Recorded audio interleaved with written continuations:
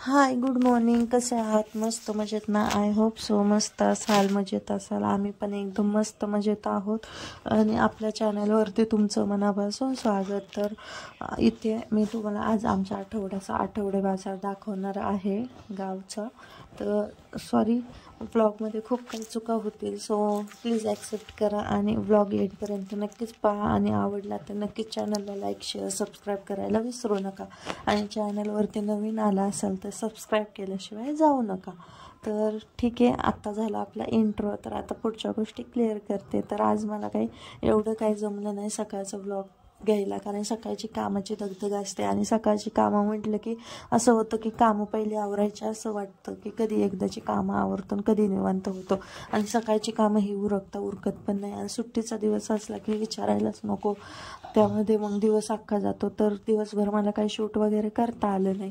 तर म्हटलं चला आता आठवडे बाजार हे म्हटलं जाऊन येऊ. थोडासा किराणा पण भरायचा होता, त्यामुळे म्हटलं चला इथलंच थोडंफार काही शूट करता येईल ते करू. तर हा आमच्या गावाच्या शेजारच्या गावचा बाजार आहे, जो की बऱ्यापैकी मोठा भरतो. आमच्या गावात काही एवढा मोठा बाजार नसतो. आणि बायका म्हटलं की बार्गेनिंग आलीच, आणि बाजार म्हटलं की मला तर बार्गेनिंग केल्याशिवाय होत नाही. तर हा आहे इव्हिनिंग टाईमचा ब्लॉग. तर इव्हिनिंग टाईमला आम्ही गेलो होतो 4च्या दरम्यान. तिथे म्हटलं किराणा घेऊ, आणि बाजार आहे भरपूर मोठा असतो, तर बऱ्यापैकी भेटतं. आणि शेतकरी वगैरे येतात तर त्यांच्याकडे पण चांगलं भेटतं, रानातलं ताजं. तर भाजीपाला सगळा घेतला. आणि आत्ता बाजारामध्ये इतके महाग रेट ज्याचे काय असतील तर ते फक्त कोबी आणि फ्लावर चाललेलं आहे. ह्यांचे रेट सगळ्यात हाय आहे. एक वेळेस बटाटे पण बऱ्यापैकी 40 रुपये किलोने आहे, पण कोबी आणि फ्लावर भरपूर महाग असा आहे. आणि आम्हाला तर स्पेशली तेच लागतं, त्यासाठी तर आम्ही गेलो होतो. म्हटलं चला काहीतरी जास्त घेतल्यानंतर बार्गेनिंग वगैरे होईल, पण एवढं काय झालं नाही, फरक पडला नाही. तर घरी आल्यानंतर ही आपल्याकाची मस्ती अशी चालू झाली. आणि अलीकडे अवधी तेवढा हट्टीपणा करतोय, कळायला लागलंय. फुगाफुगी, रुसवे फुगे बऱ्यापैकी त्याला जमायला लागलेले आहे. आणि ओरडलं तरी लगेच समजतं, म्हणजे बऱ्यापैकी आता सगळं समजायला लागले. तर थोडंसं त्याला हट्टीपणा यायला लागलेला आहे एकंदरीत. तर आता तो त्याचा कसा कमी करायचा यावरती फोकस करावं लागेल, कारण आत्ताच नाही ना ह्या गोष्टी कंट्रोल केल्या, परत पुढे जाऊन लेकरं खूप त्रास देतात. जे काही ओवीच्या बाबतीत थोडंफार होतंय. ओवी अजिबात ऐकायचं नावच घेत नाही आता. आणि खरं मुलांच्या बाबतीत ना लहानपणापासूनच थोडंफार लक्ष दिलं ना तर पुढं थोडा त्रास कमी होतो. तसं ओवीचं पण एवढं काही नाही, पण काही गोष्टी सांगितल्या ना पटकन ऐकत नाही, असा इश्यू तिच्या बाबतीत होतं. त्यापैकी हा बऱ्यापैकी जरा डिसिप्लिन आहे. ह्याला सांगितलेल्या गोष्टी कळतात. तर इथे त्याच्या पायाला बाऊ झालेला आहे, तो त्याच्या पप्पाला दाखवत होता. आणि इथे त्यांच्या बापलेकाच्या मस्त अशा गप्पा चाललेल्या होत्या. त्यानंतर मग आजच्या ब्लॉगमध्ये मी काही एवढं शूट केलेलं नाही. जेवढं शक्य झालं आहे तेवढ्याच क्लिप घेतलेल्या आहेत. स्वयंपाकाची पण क्लिप घेतलेली नाही आहे.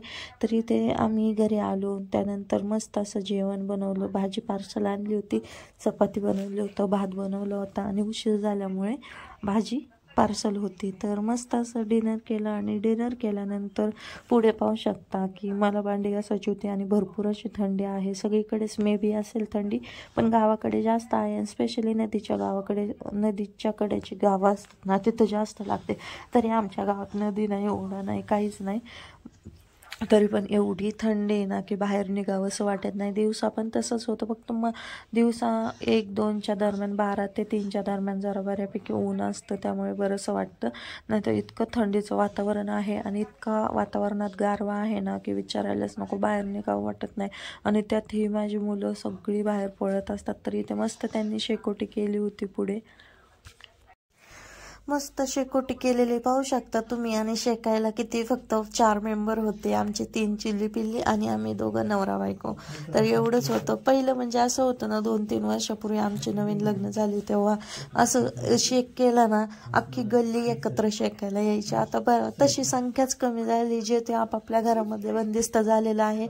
सिटीमध्ये तर तेच वातावरण आहे, जो तो आपापल्या कामात मग्न असतो. आपापलं घर काम हेच चाललेलं असतं सिटीतल्या लोकांचं.